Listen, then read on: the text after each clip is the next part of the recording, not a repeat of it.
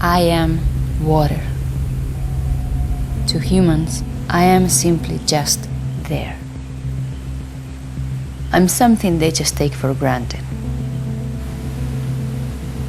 But there is only so much of me, and more of them every single day.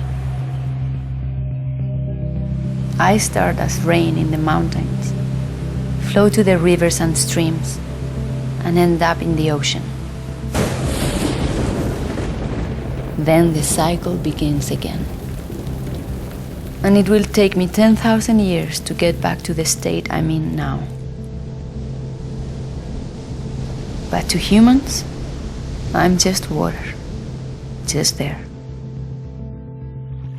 Where will humans find me when there are billions more of them around?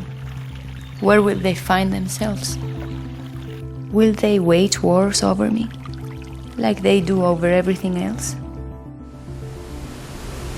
That's always an option.